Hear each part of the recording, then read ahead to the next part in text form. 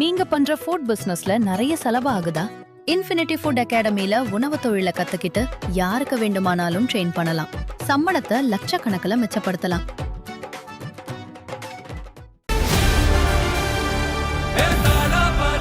மக்களுக்கு நல்லது பண்றதுக்கு அரசியலுக்கு வாங்கடா, கொள்ளை அடிக்கிறது கொலை பண்றதுக்கு அரசியலுக்கு.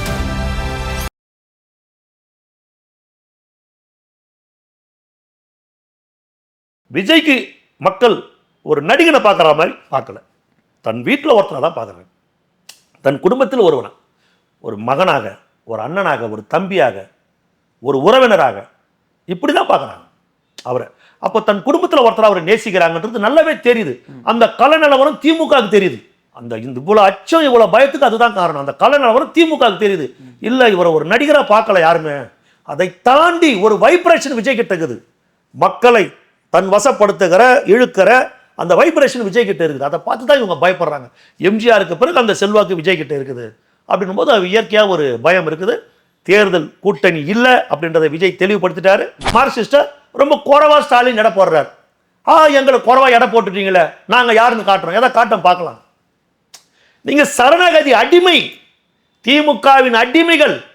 அப்படி ஸ்டாலின் அந்த விளக்கு அப்படி தேய்ச்சா போதும், எல்லா பூதமும் லைனா நிற்கும். பெரிய பூதம், சின்ன பூதம்லாம் உள்ளேனையா ஆருணா உங்கள் கட்டளைக்கு நாங்கள் அடிபணிகிறோம், அவ்வளவுதான்.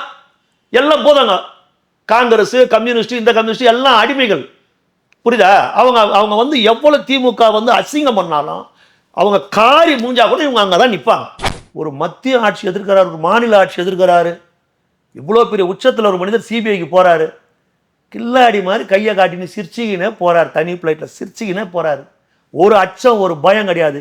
சிபிஐ வரலாறுலேயே அந்த அலுவலகத்தை விட்டு வெளியே வரும்போது தெம்பா காரில் ஏறின்னு கையை காட்டின்னு தில்லா இவர் தான். சிபிஐ அதிகாரிகளும் ஆடி போயிருக்கிறாங்க. ஐயோ இவனா பயப்பட மாட்டேன்றான் இந்த ஆளு.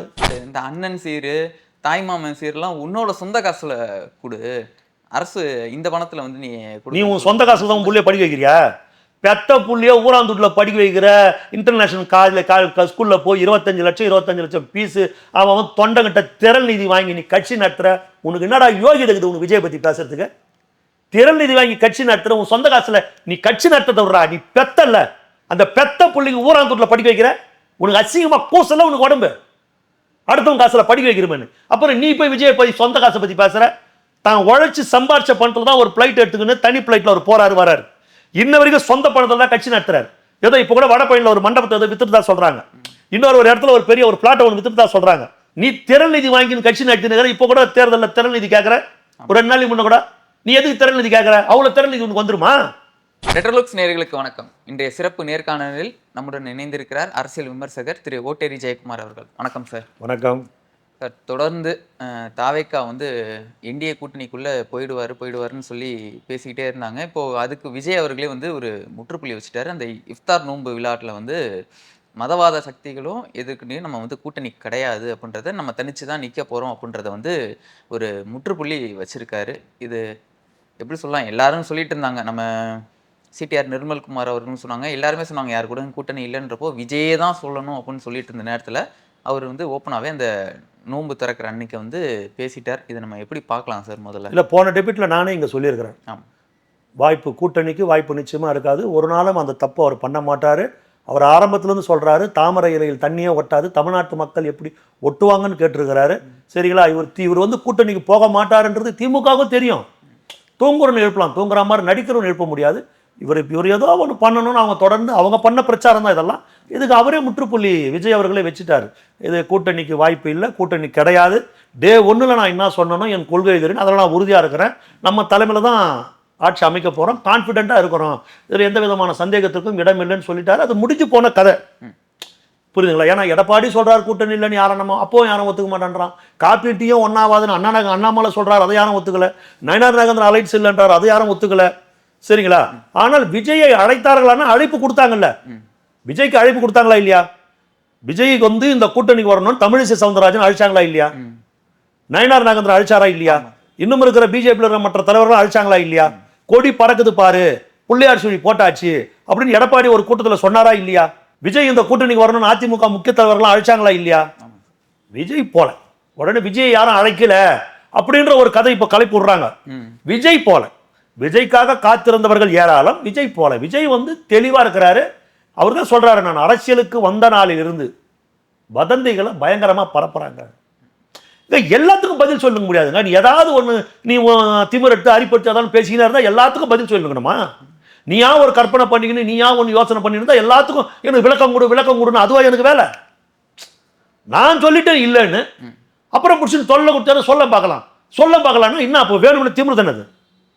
சரி, அதுக்கும் இப்போ பதில் கொடுத்துட்டார். என்னடா ரொம்ப பெருசாக பேசினுக்கிறானுங்களே இந்த ஜனங்க. ஒட்டுமொத்த மீடியாவும் 99% மீடியா திமுக கண்ட்ரோலில் தான் இருக்குது.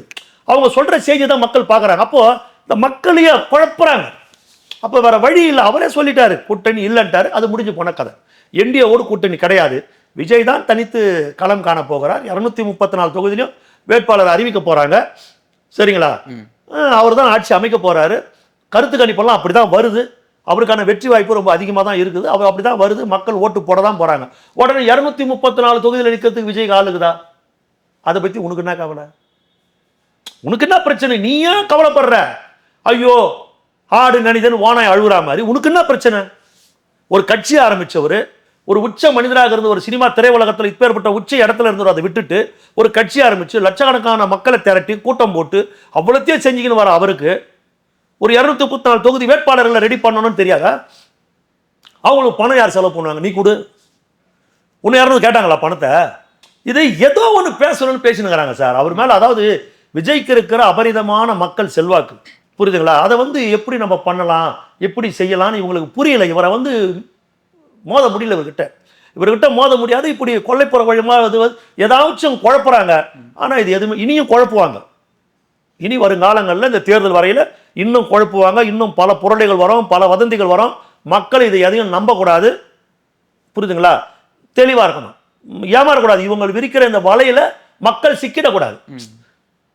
நான் எப்பவுமே சொல்லின்னு வரேன், நடிகனுக்கான கூட்டம், நடிகனுக்கு இவ்வளவு பெரிய கூட்டம் கூடாது. நான் பார்த்த வரையில விஜய்க்கு மக்கள் ஒரு நடிகனை பார்க்குற மாதிரி பார்க்கல. தன் வீட்டில் ஒருத்தனை தான் பார்க்குறாங்க. தன் குடும்பத்தில் ஒருவனை, ஒரு மகனாக, ஒரு அண்ணனாக, ஒரு தம்பியாக, ஒரு உறவினராக இப்படி தான் பார்க்குறாங்க அவரை. அப்போ தன் குடும்பத்தில் ஒருத்தர் அவரை நேசிக்கிறாங்கன்றது நல்லாவே தெரியுது. அந்த கல நிலவரம் திமுகவுக்கு தெரியுது. அந்த இவ்வளோ அச்சம், இவ்வளோ பயத்துக்கு அதுதான் காரணம். அந்த கல நிலவரம் திமுகவுக்கு தெரியுது. இல்லை, இவரை ஒரு நடிகராக பார்க்கல யாருமே. அதை தாண்டி ஒரு வைப்ரேஷன் விஜய் கிட்ட இருக்குது. மக்களை தன் வசப்படுத்துகிற, இழுக்கிற அந்த வைப்ரேஷன் விஜய் கிட்ட இருக்குது. அதை பார்த்து தான் இவங்க பயப்படுறாங்க. எம்ஜிஆருக்கு பிறகு அந்த செல்வாக்கு விஜய் கிட்ட இருக்குது. அப்படின்னும் போது அது இயற்கையாக ஒரு பயம் இருக்குது. தேர்தல் கூட்டணி இல்லை அப்படின்றத விஜய் தெளிவுபடுத்திட்டாரு. அதனால அந்த கதையை விட்டுடுவோம். சரிங்களா? விட்டுடுவோம். தமிழிசை அவர்களும் சொல்லியிருக்காங்களே, அவர் வந்து மதவாத கட்சி கூட தான் கூட்டணி இல்லைன்றாங்க. பாஜக வந்து மதவாத கட்சி கிடையாது அப்படின்னு சொல்லியிருக்காங்க. பாஜக மதவாத கட்சியோ மதவாத கட்சி இல்லையோ, அவங்க தமிழிசைக்கா எதையாவது சொல்லிக்கிட்டோம். அவங்க கவர்னரப்பா விட்டுட்டு வந்து ஒரு எம்பி ஆகலான்னு ஆசைப்பட்டு வந்தாங்க. கடைசியில் அதுவும் இல்லாத போச்சு. இப்போ எம்எல்ஏ நின்று கட்சிக்காரங்க தொலை கொடுக்க போறாங்க. ஏன்னா அங்கே ஒருத்தன் உழைச்சி எம்எல்ஏ ஆகணும்னு நினைச்சிருப்பான். எல்லா பதவியும் தனக்கே வேணும்னு நினைக்கிறவங்க அவங்க. சரிங்களா? அவங்க எதையாச்சும் பேசின்னு போட்டோம். அவங்க சொல்றதுக்கு எல்லாமே பதில் சொல்ல முடியும். சரிங்களா? அதெல்லாம் கிடையாது. அவர் தெளிவாக சொல்லிட்டாரு, கூட்டணி கிடையாது, கூட்டணி இல்லை, இந்த என்டிஏவோட கூட்டணி இல்லை. அது தெளிவாக அறிவிச்சுட்டார். சரிங்களா? அவ்வளோதான். இப்போ மற்ற கூட்டணி அமைஞ்சவங்க எல்லாம் சந்தோஷமாகறாங்களா? இல்லை. திமுக கூட்டணியில் எல்லாரும் நிம்மதியா இருக்கிறாங்களா? காங்கிரஸுக்கும் திமுக தொண்டனுக்கும் நல்ல ஒரு உடன்பாடு இருக்குதா? இல்லை சார். விஜய் கிட்ட போயிடுவோம் மிரட்டிய காங்கிரஸும் 3 சீட்டு எக்ஸ்ட்ரா வாங்கிடுச்சு. 25 சீட்டு 28 வாங்கிடுச்சு. ஒரு மேல் சபை எம்பி வாங்கிடுச்சு. விஜயை காட்டிய, இல்லைன்னா விஜய் கிட்ட போயிடுவோம், இப்படி பயங்காட்டிய, ஸ்டாலினுக்கு பயங்காட்டிய காங்கிரஸ் வாங்கிடுச்சு. புரியுதுங்களா? சரி, காங்கிரஸும் கூப்பிட்டுட்டாரு, வேற வழியில் திமுக கொடுத்துருச்சு. காங்கிரஸ் கம்யூனிஸ்ட் சந்தோஷமா இருக்குதா? இல்லை சார். போன முறை 6 வாங்கின இந்திய கம்யூனிஸ்டுக்கு இந்த முறை 5 கொடுத்துருக்குறாங்க. அவங்க வேதனையா பேசுறாங்க. நாங்க கூட கேட்டோம், ஆனா வேற வழி இல்லை, குறைச்சிட்டாங்க. எங்கள் தொண்டர்கள் இதை ஏத்துக்க மாட்டாங்க, ஆனா வேற வழி இல்லை. அவ்வளவுதான், விருப்பம் தான் வாங்கிக்கோ. வருத்தத்தோட தான் இருக்கிறாங்க. மார்க்சிஸ்ட் ஏதோ முடிவெடுக்க போறேன்னு சொல்றாங்க. ஒரு முடிவு எடுக்க மாட்டாங்க. அப்ப அங்கதான் போய் நிக்க போறாங்க, போராடிட்டு அப்புறம் அதே 6 கொடுப்பாங்க. போன முறை வாங்கின 6 மார்க்சிஸ்ட் கொடுக்கலாம். ஏன்னா ஒன்று குறைச்சா அது வாங்கினான்னு. சரி, போன முறை 6. ஆனால் உனக்கு ஒன்று அதிகம் கிடையாது. காங்கிரஸ் வாங்கினா மாதிரி 3 உனக்கு அதிகம் கிடையாது. ஏன்னா மார்க்சிஸ்ட ரொம்ப குறைவா ஸ்டாலின் எடை போடுறாரு. எங்களை குறைவா எடை போட்டுட்டீங்களே, நாங்கள் யாருன்னு காட்டுறோம், எதை காட்டம் பார்க்கலாம். நீங்க சரணாகதி அடிமை, திமுகவின் அடிமைகள். அப்படி ஸ்டாலின் வந்து அந்த விளக்கு அப்படி தேய்ச்சா போதும், எல்லா பூதமும் லைனா வந்து நிற்கும், பெரிய பூதம் சின்ன பூதம்லாம். உள்ளேனையா ஆருணா, உங்கள் கட்டளைக்கு நாங்கள் அடிபணிகிறோம், அவ்வளவுதான். எல்லாம் பூதங்க, காங்கிரஸ், கம்யூனிஸ்ட், இந்த கம்யூனிஸ்ட் எல்லாம் அடிமைகள். புரியுதா? அவங்க வந்து எவ்வளவு திமுக வந்து அசிங்கம் பண்ணாலும் அவங்க காரி மூஞ்சா கூட இவங்க அங்கதான் நிற்பாங்க. இவங்களுக்கு வேற வழியே கிடையாது. இப்போ வைகோ எடுத்துங்க, 4 கொடுத்துருக்குறாங்களா? 4ல் 3 உதயசூரியன், ஒன்னே ஒன்று மட்டும் தனி சின்னம். இது எவ்வளவு கேவலம். வைகோ அவர் என்ன சொல்றாரு? வைகோ என்ன சொல்றாரு? வருத்தம் இருக்கும். வைகோ என்ன சொல்றாரு? கருணாநிதி சாவும் போது நான் சத்தியம் பண்ணி கொடுத்துட்டேன், உன் புள்ள கூடவே நான் இருப்பதே. உனக்காக 5-6 பேர் செத்தான். தன் பிள்ளைக்கு முடிசூட்டுவதற்காக கருணாநிதியின் மீது கொலை பழி சுமத்தி வெளியே தள்ளுறாரு. நீ தான் சொன்ன, உன் பேச்சை நம்பி 5 பேர் தீ குளிச்சு செத்தான். அவன் பொண்டாட்டி பிள்ளைங்களாம் தாலி எடுத்து நடு ரோட்டில் நிற்கிறாங்க. ஈனமான பேசுறீங்களா? ஒரு மனுஷனா? உனக்கு வெக்கமா இல்லையா? உனக்கு ஒரே ஒரு சீட்டு சாதிக் பாட்ஷாவை கொன்ற கொலைகாரன் ஸ்டாலின் சொன்னவன் நீ. அண்ணா நகர் ரமேஷ் குடும்பத்தோட தற்கொலை செய்து கொண்டவருக்கு ஸ்டாலின் தான் காரணம், என் மீது வழக்கு போடட்டும் சொன்னவன் நீ. எல்லாம் உங்களாலதான் அரசியலை பார்த்தா ஜனங்களுக்கு கேவலமாகுது. ஒரு கேவலமா மக்கள் பார்க்கறதுக்கு காரணம் அரசியலை இந்த வைகோ மாதிரியான இந்த மாதிரிலாம் இதனாலதான். புரியுதுங்களா? வைகோ அப்புறம் அந்த கூட்டணியில் வேற யாரு? கமல். பேசவே வேணாம். கமல் அவருக்கு ஏதோ 1-2 கொடுக்க போறதா சொல்றாங்க. அது உதயசூரியனுக்கு தனி சின்னம் கிடையாதான். அப்ப நான் டார்ச் வச்சுருக்கிறேன்னா நீ பேட்டரி இல்லாத ஒரு டார்ச் மட்டும் வச்சுக்கோ. பேட்டரியே கிடையாது, பேட்டரி இல்லாத நீ கையில வச்சுக்கோ. சூரியன்ல நிக்கணும்ன்றாங்க. கமல் நிலைமை. அப்புறம் வேற யாருக்குறாங்க தெரியலாங்க, அவ்வளவுதான். அப்புறம் அவங்க நிம்மதியாகிறாங்களா? ஏடிஎம்கே கூட்டணியில் நிம்மதியா? ஏடிஎம்கே கூட்டணியில் சாரி, ஏடிஎம் கூட்டணி கிடையாது, பிஜேபி கூட்டணி. பிஜேபி கூட்டணியில் இருக்கிற ஏடிஎம்கே நிம்மதியாகுதா? இல்ல சார், 170க்கு மேலனா இப்போ ஏடிஎம்கே கூட்டணி தானே. அது ஏங்க ஏடிஎம் கூட்டணி தானே, நீ தான் கூட்டணி தலைவர். அப்ப எல்லாரும் கூட்டணிக்கு எங்க பேசணும்? அவர்கிட்ட தான் பேசணும். எங்க போய் பேசுறீங்க? டெல்லிக்கு போய் தனி ஃபிளைட்டை விடுற அளவுக்கு போறீங்களா எல்லாருமே? டெல்லிக்கு ஒரு தனி ஃபிளைட்டை விடணும் பொழுது உங்களுக்கு. எடப்பாடி பழனிசாமி அமித்ஷா கிட்ட போயிருக்கிறாரு, கூட்டணி பத்தி பேசி எத்தனை தொகுதி என்ன முடிவு பண்றதுக்கு. சரி, அவர் பேசிட்டு முடிவு பண்ணிட்டு இங்க வரணும்ல. இங்க வந்து மற்ற கட்சியோட தானே பேசணும். சரியா? அன்புமணி டெல்லிக்கு போறாரு, டிடிவி தினகரன் டெல்லிக்கு போறாரு. அப்போ உங்களுக்கு உச்சபட்ச எஜமான் டெல்லியில உட்கார்ந்துக்கிறார் அமித்ஷா. அண்ணா திமுக அமித்ஷா திமுகவா மாறி போச்சு. ஒரு காலத்துல எப்பேற்பட்ட ஒரு கட்சி, டெல்லியில இருக்கிற எப்பேற்பட்ட தலைவரான புரட்சி தலைவர் அம்மாவை பார்க்கறதுக்கு போயஸ் கார்டனுக்கு வந்தது தான் வரலாறு. நீங்க போய் அமித்ஷா காலில் போய் உளறீங்க. அமித்ஷா கூட்டணி அவர் முடிவு பண்றாரு. அன்புமணிக்கு எத்தனை கொடுக்கணும், டிடிவி தினகரனுக்கு உங்ககிட்ட என்ன பேசுறது? டிடிவி எடப்பாடி கிட்ட நான் என்ன பேசுறது? நான் அமித்ஷா கிட்ட பேசிக்கிறேன். அன்புமணி எடப்பாடி கிட்ட நான் என்ன பேசுறது? நான் அமித்ஷா கிட்ட பேசிக்கிறேன். ஜி.கே. வாசன் நான் உங்ககிட்ட பேசுறது? அமித்ஷா கிட்ட பேசிக்கிறேன். அப்புறம் எதுக்கு தான் எடப்பாடி? ஒரு கூட்டம் நடக்குது, பெரியார் படத்தை மாட்டிட்டாங்க, மாட்டியாச்சு. மாட்டின படத்தை கழட்டுறாங்கன்னா நீ ஒத்துக்கலாமா? ஏங்க இது எங்களுக்கு அவமானம். ஏதோ தேர்தல் கூட்டணி, தேர்தலில் அதிமுக பிஜேபி கூட்டணி வச்சுக்கிச்சு. சரி, ரைட், இருக்கட்டும். உங்க கொள்கை வேற, எங்க கொள்கை வேற. பெரியாரை எதிர்ப்பது உன் கொள்கை, பெரியாரை ஏற்றுக்கொள்வது என் கொள்கை. என் கொள்கையில நான் சமரசம் ஆக முடியாது, உன் கொள்கையில நீ சமரசம் ஆகாத. ஆனா இது எல்லாரும் சேர்ந்து நடத்துற கூட்டம். ஆக எங்க தலைவர் படத்தை நீங்க மாட்டிட்டு எடுத்தீங்கன்னா இது எங்க கட்சியை பாதிக்கும் அப்படின்னு சொல்லணுமா இல்லையா? மாட்டின பெரியார் படத்தை எடுக்கிறாங்களேங்க, தமிழிசை கேட்ட தமிழிசை பதில் சொல்றாங்களா? அதுக்கு எங்கள் கொள்கைக்கு நேர் எதிரான அவர் படத்தை நாங்க மாட்ட முடியாது, பெரியார் எங்களுக்கு பிடிக்காதுன்றாங்களே. அங்கேயே உங்க கட்சி அதிமுக எதுக்கு இவர் அசிங்கம் பண்றாரு எடப்பாடி பழனிசாமி? நீ கட்சியை கழிச்சுட்டு பிஜேபி போய் சேர்ந்து இல்லாம பேசாத. சொல்லுங்க, நான் கேட்கற தப்ப வந்து நீங்க சொல்லுங்க. உனக்கு எதுக்கு ஒரு கட்சி? உன் கட்சியுடைய ஒரு முன்னோடி தந்தை பெரியார் அவருடைய படத்தை அகற்றும் போது இதை என்னால ஒத்துக்க முடியாது சொல்ல வேண்டியது தானே? சொல்லலையே. சரி, இன்னொரு ஒரு கூட்டம் போட்டாங்க, முகப்புல எல்லாருடைய போட்டா இருந்தது, எடப்பாடி பழனிசாமி போட்டா மட்டும் இல்ல. ஏங்க என் படம் இல்ல, நான் அந்த கூட்டத்துக்கு வரமாட்டேன் சொல்ல வேண்டியது தானே? இன்னும் என்ன அவமானப்படுத்துறீங்களான்னு? எடப்பாடி பழனிசாமியுடைய குடிமை அமித்ஷா கையில் இருக்குது, இவர் இங்க கிடையாது.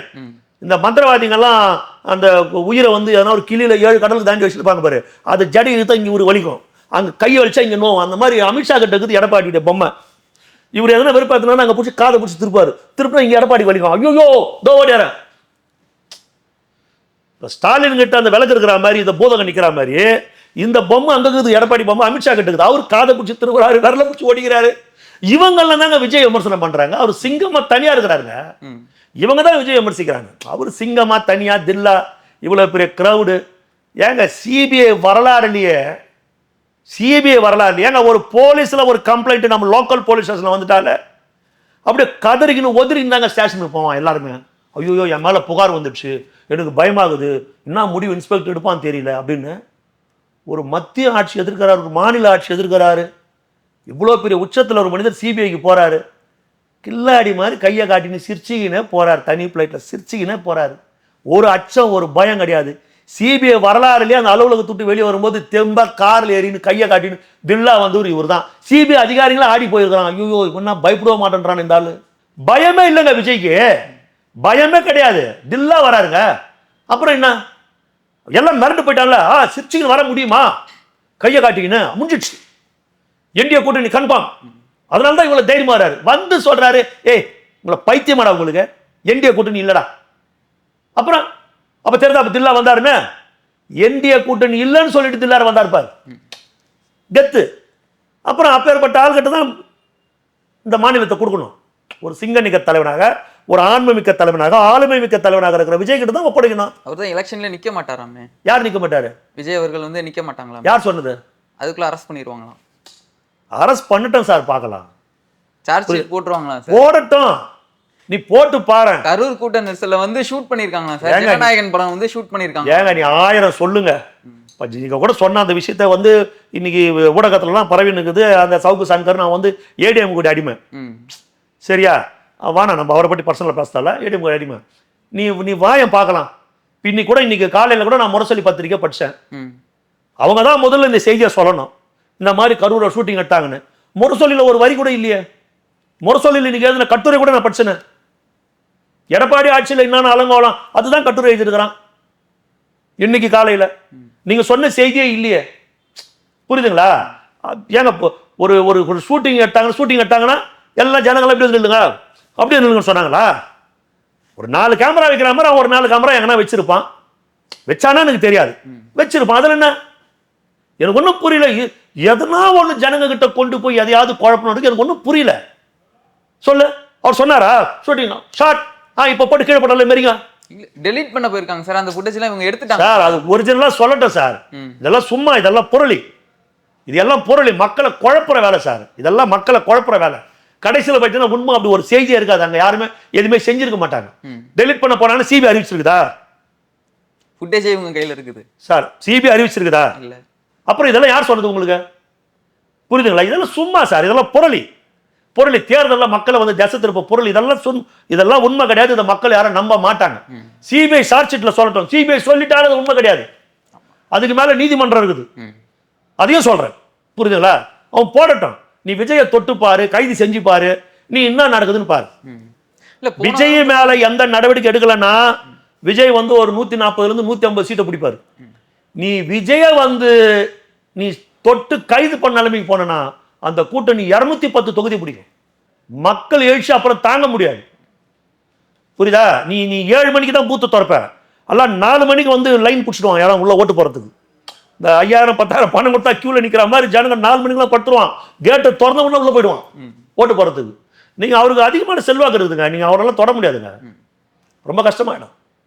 இல்லை, தொடர்ந்து இந்த மாதிரி நரேட்டிவ் வந்துட்டே இருக்கு. ஏன்னா போன வாரம் ஃபுல்லாகவே ரஜினி அவர்களை வச்சு அந்த நரேட்டிவ் எல்லாமே ஓடிட்டு இருந்துச்சு. ஆதவர்ஜுனா பேசினார், இவர் கூட்டணி இல்லைன்னு ஒரு 6:30 மணிக்கோ 7 மணிக்கோ சொல்றாரு. சொன்ன அடுத்த அரை மணி நேரத்துல திருப்பி அடுத்த நரேட்டிவ் செட் பண்றாங்க. ஒரு நேரத்துல ஒண்ணு சொல்றாங்க சார். புரியுதுங்களா? ரஜினி இதுக்கு முன்னாடி எப்படா ரியாக்ட் பண்ணிக்கிறாரா? இல்ல. சீமான் எவ்வளவு கடுமையா ரஜினி விமர்சனம் பண்ணாரு. வெற்றிடம் இருக்குதுன்னு நீங்க சொல்றீங்களே, சுடுகாட்டுல கூட தான் வெற்றிடம் இருக்குது, இப்ப படுத்துங்கன்னு சொன்னாரா இல்லையா? அன்னைக்கு ரஜினி ரியாக்ட் பண்ணாரு. அது எவ்வளவு பெரிய வார்த்தை அது, சுடுகாட்டுல போய் படுத்துக்கொன்றது. சாட்ட துரம்பரங்க எவ்வளவு அவமானப்படுத்தி பேசியிருக்கிறாரு. உதயநிதி ரஜினி எவ்வளவு கிழவன் எவ்வளவு இதுவா ட்வீட் போட்டுக்கிறாரு. ஸ்டாலின் எவ்வளவு விமர்சனம் பண்ணிக்கிறாரு. 96ல ரஜினி எவ்வளவு கடுமையா ஏடிஎம் விமர்சனம் பண்ணாங்க. 96ல திமுகவும் ரஜினி விமர்சனம் பண்ணிக்கிறாங்க. ரஜினியை ஒவ்வொரு கட்டத்துல எல்லாமே விமர்சனம் பண்ணிக்கிறாங்க. யாருக்கும் அவர் ரியாக்ட் பண்ணல. அது என்ன பர்சனலா அவருக்கு விஜயை பார்த்தா கொஞ்சம் நம்ம பண்ணாதது இவர் பண்றாரு, நம்ம செய்யாததை நம்ம ஒதுங்கி வானான்னு போனதை இவர் செய்யறாரு அப்படின்னும் போது அவருக்கு ஒரு நல்ல மனிதர் தான். அது இன்னும் அவருக்கு உள் மனசுல ஒரு விஜய் மேல ஒரு பொறாம ரஜினிக்கு. அவர் வயசுக்கு இது அழகு கிடையாது. நான் அவருடைய தீவிரமான ரசிகன். நான் ரஜினிகாந்துடைய ரசிகன். ரஜினிகாந்துடைய ரசிகர் மன்றத்தை நான் வச்சுக்கின்னு இருந்தவன். என் ரசிகர் மன்றத்துடைய பேர் இதய ரோஜா ரஜினிகாந்த் ரசிகர் மன்றம். அதோடைய 11 2411. புரியுதுங்களா? பதிவனோட சொல்றேன், அந்த மன்றத்துடைய தலைவர் நான், சரிங்களா? ஆனால் உங்க வயசுக்கு அது அழகு கிடையாது. ரஜினி இதுக்கெல்லாம் ரியாக்ட் பண்ணக்கூடாது. அது யாரோ பேசினாரு, சரி ரைட், கடந்து பண்ணி. ஆனா இதை விட கடுமையாக விமர்சனம் பண்ணப்போ நீங்க ரியாக்ட் பண்ணலையே, பண்ணலையே. இது தேவையில்லாத வேலை. அப்போ யாரோ சொல்லி நீங்க பண்றீங்கல்ல. ஏன்னா ரஜினி என்ன பண்ணுவாருன்னா எப்பவும் ஆளுங்கட்சியோடு அனுசரணையா இருக்கிறார், சரிங்களா? ஒரு அதிகார மையத்தோடு இருக்கிறார். அவர் இங்க மாநில அரசையும் கையில் வச்சுருக்கிறாரு, மேலே அங்கேயும் கையில் வச்சுருக்கிறாரு. அங்கே ஏதாவது மேல் சபை எம்பி கொடுத்து வாங்கினா நம்மளுக்கு இவங்க எதுனா நம்ம இவங்க கிட்ட கெட்ட பேர் வந்துட போகுதுன்னு அங்கேயும் வாங்கல. எம்பி கொடுத்தாங்க வாங்கலன்னு சொல்லிட்டு அவங்க அண்ணன் சொல்றாருல்ல, அதை வாங்குற அளவுக்கு அவருக்கு தைரியம் இல்லை. அங்க ஏங்க ஒருத்தருக்கு பிடிக்கணும்னா ஒருத்தருக்கு பிடிக்காதுங்க. எல்லாருக்கும் பிடிச்ச காந்தி கோட்சேக்கு பிடிக்காது போயிடுச்சுல. மகாத்மா காந்தி எல்லாருக்கும் பிடிச்சது, கோட்சேக்கு பிடிக்கல. ஆக எல்லாருக்கும் எப்படிங்க பிடிக்கும்? அது சிலருக்கு பிடிக்காதுன்னு போவோம். ரஜினிக்கு வந்து அங்க எம்பி வாங்கினா இவங்க கோச்சிக்குவாங்க.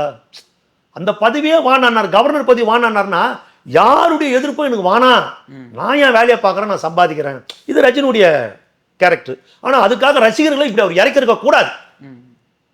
அதுதான் எங்களுக்கு அவர் மேல 96ல் உங்களுடைய பர்சனல் பிரச்சனை. பாய்ஸ் கார்டன் நீங்க போகும்போது தடை பண்றாங்க, வரும்போதுன்னும் போது அதை பெரிய இஷ்யூ ஆக்கி நீங்க வெளியே வந்தீங்க. 96ல் ரசிகர்களை களத்தில் இறக்குனீங்க, அந்த தேர்தலில் திமுகவை ஜெயிக்க வச்சீங்க. ஆனா அதை 98, 99 ரெட்டையில காட்டினீங்க, ஓட்டு போட்டு வந்து ரெட்டையில காட்டினீங்க. மீண்டும் 2004 உங்களுக்கும் பாட்டாளி மக்கள் கட்சி ஒரு பிரச்சனை வந்தது. உங்களை சிகரெட் பிடிக்கிறாங்க, அது பிடிக்கிறாங்க, நாங்கள் வந்து விமர்சனம் பண்ணாங்கன்னு சொல்லிட்டு 2004 திமுக கூட்டணியில் பாட்டாளி மக்கள் கட்சி போட்டிடுற 6 தொகுதியில் அவங்களை எதிர்த்து ரசிகர்கள் வேலை செய்வாங்கன்னு நீங்க வெளிப்படையாக அறிவிச்சீங்க. அந்த 6 தொகுதியிலும் பாமக ஜெயிச்சது. அதோட மறுபடியும் வீட்டுக்கு போயிட்டீங்க. அப்புறம் அரசியல் கட்சி ஆரம்பிக்கிறேன்னு மறுபடியும் வந்தீங்க. வெற்றிடம் வாங்குது, நான் அரசியல் ஆரம்பிச்சு வரேன், எம்ஜிஆர் கலைஞர் இறந்துட்டாரு, அம்மா இறந்துட்டாங்க, இனி நான் தான் வந்தீங்க. ஒரு சர்வே எடுத்தீங்க, தமிழ்நாடு போற சர்வேல உங்களுக்கு 3%, 4% ஓட்டு தான் இருக்குதுன்ற அளவு தகவல் வந்தது. உங்களுக்கு பெரிய செல்வாக்கு இருந்தது. ரஜினிகாந்த் முதலமைச்சர் ஆகக்கூடிய செல்வாக்கு இருந்தது 96ல் இருந்தது. இப்போ காலம் போன நாள்ல வந்து நீ வந்து நின்னா எப்படி? அப்போ அவருக்கு சர்வே ரிசல்ட் சாதகமா இல்லை. அப்போ அவரை பார்த்து என்ன பண்ணிட்டாரு, இல்ல இல்ல எனக்கு கொரோனாவால டாக்டர் சொல்லிட்டாரு, நானே மேடையில் போய் சொல்றேன், நீங்க எல்லாம் கட்சி ஆரம்பிக்க கூடாது, உங்களுக்கு கொரோனா பீரியட் சொல்லி பயமாட்டேன். ஏன்னா கொரோனா நேரத்துல தான் நீ அரசியல் கட்சி ஆரம்பிக்கிறேன்னு சொல்றேன். சரி, வெளியே வந்து எல்லாரையும் பார்க்கணும் பிடிக்கணும்னா இப்போ இத்தனை நடிகரோட டான்ஸ் ஆடுறிய, அதுக்கப்புறமா இத்தனை வருஷம் சினிமா ஷூட்டிங் நடிச்சு நினைக்கிறீங்க. இப்பெல்லாம் என்ன ஆயிடுச்சு உங்களுக்கு பிரச்சனை? உங்களுக்கு வரணுன்ற விருப்பம் இல்லை, வரல, அந்த ரசிகர்களை பண்ணிட்டீங்க. ஏன்னா எம்ஜிஆர் வந்தார், எஸ்எஸ்ஆர் வந்தார், சிவாஜி வந்தார், பாக்யராஜ் வந்தார், டி ராஜேந்தர் வந்தார், விஜயகாந்த் வந்தார், சரத்குமார் வந்தார், கார்த்திக் வந்தார். எல்லா நடிகரும் வந்து ஒரு கட்சி ஆரம்பிச்சாங்க, ஒரு கொடி பிடிச்சாங்க. அவங்க ரசிகர்களுக்கு ஒரு எம்ஜிஆர் வந்து அவங்க ரசிகர்கள் எம்எல்ஏ ஆக்கினார், எம்பி ஆக்கினார், மந்திரி ஆக்கினார், வாரிய தலைவர் ஆக்கினார், எவ்வளவோ மரியாதையை கௌரவம் கொடுத்தாரு. சிவாஜியோட இருந்தவங்களுக்கும் எம்எல்ஏ ஈவி கேசவங்களும் சிவாஜி கூட இருந்தவர் தான். அவங்களுக்கெல்லாம் எம்எல்ஏ சிவாஜி ஆக்கி பார்த்து அழகு பார்த்தாரு. விஜயகாந்தும் வந்து அவருடைய கூட இருந்த ரசிகர் மன்ற ஆளுங்களுக்கு போஸ்டர் ஓட்டணும், கொடி கட்டணும், எம்எல்ஏ ஆக்கினார், கவுன்சிலர் ஆக்கினார், அவரும் அழகு பார்த்தாரு. ஆனால் காலம் பூரா உன்னையே நம்பி இருந்த ஒரு ரசிகர்களுக்கு நீ என்ன பண்ண? நான் எப்போ வருவேன், எப்படி வருவேன் தெரியாது, வர வேண்டிய நேரத்தில் வருவேன் சொல்லிட்டு எல்லாம் விசிலடிச்சு கைத்தட்டி அப்படியே காத்து நிறுந்த போது பல வருஷம் கழிச்சு கொஸ்டின் படத்துல அது ஒரு டைரக்டர் பேச சொன்னார், நான் பேசணும்னு சொன்னேன். அது எங்களை அவமானப்படுத்துறது தானே. ஒரு மன்சூர் அலிகான் கூட கட்சி ஆரம்பிக்கிறாங்க, புரியுதுங்களா? ஆக அவருக்கு அந்த எண்ணம் இல்லை, நம்ம அதை பேச வேண்டாம், விட்டுருங்க. சீமான் அவர்கள் வந்து நேற்று தேர்தல் அறிக்கையை வந்து விட்டுருக்காரு, பார்த்தீங்களா சார்?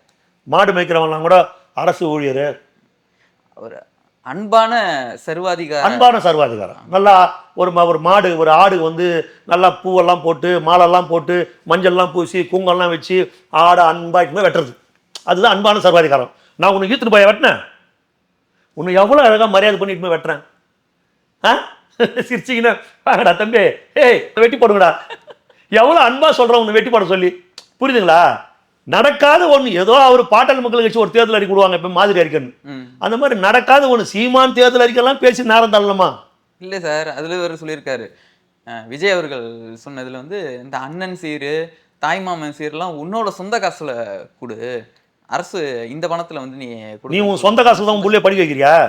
பெத்த புள்ளைய ஊராந்தூட்டில் படிக்க வைக்கிற, இன்டர்நேஷனல் காலேஜில் ஸ்கூலில் போய் 25 லட்சம் ஃபீஸு, அவன் தொண்டங்கிட்ட திரள் நிதி வாங்கி நீ கட்சி நடத்துற, உனக்கு என்னடா யோகி இருக்குது உனக்கு விஜய் பற்றி பேசுறதுக்கு? திரள் நிதி வாங்கி கட்சி நடத்துற, உன் சொந்த காசுல நீ கட்சி நடத்த விடுறா, நீ பெத்தல்ல, அந்த பெத்த புள்ளைங்க ஊராந்தூட்டில் படிக்க வைக்கிற, உனக்கு அசிங்கமாக கூசல உனக்கு உடம்பு, அடுத்தவங்க காசுல படிக்க வைக்கிறமேனு. அப்புறம் நீ போய் விஜய் போய் சொந்த காசை பற்றி பேசுற. தான் உழைச்சி சம்பாரிச்ச பணத்தில் தான் ஒரு ஃப்ளைட் எடுத்துக்கின்னு தனி ஃப்ளைட்டில் அவர் போறாரு வராரு. இன்ன வரைக்கும் சொந்த பணத்தில் தான் கட்சி நடத்துறாரு. ஏதோ இப்போ கூட வடபழனியில் ஒரு மண்டபத்தை ஏதோ வித்துட்டு தான் சொல்றாங்க. இன்னொரு இடத்துல ஒரு பெரிய ஒரு பிளாட்டை ஒன்று வித்துட்டு தான் சொல்றாங்க. புரியுதா? தகவல் வருது. புரியுதா?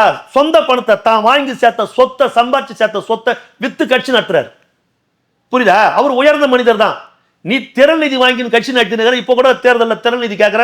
ஒரு 2 நாளைக்கு முன்ன கூட நீ எதுக்கு திறன் நிதி கேட்குற? அவ்வளோ திறன் நிதி உனக்கு வந்துருமா? நீ ஸ்டாலின் கிட்ட ஒரு அமௌண்ட் வாங்கி வந்துட்ட, அந்த கருப்பு பணத்தை வெள்ளை பணமா ஆகணும். அதுக்கு திறன் நிதி கேட்குற மாதிரி கேட்டு அந்த அமௌண்ட்டை உள்ள இறக்குவ களத்தில். உனக்கு கொடுத்துருக்கிற வேலையை விஜய் எதிர்த்து பேசணும், அவ்வளோதான். புரியுதுங்களா? அவர் சீமான பற்றில பேசக்கூடாது, டைம் வேஸ்ட்டு. கண்டிப்பாங்க சார். தொடர்ந்து அடுத்தடுத்த நேர்காணல்ல பல விஷயங்களை பற்றி விவாதிக்கலாம். மிக்க நன்றி சார். தேங்க்யூ. மக்களுக்கு நல்லது பண்றதுக்கு அரசியலுக்கு வாங்கடா, கொள்ளை அடிக்கிறது, கொலை பண்றதுக்கு அரசியலுக்கு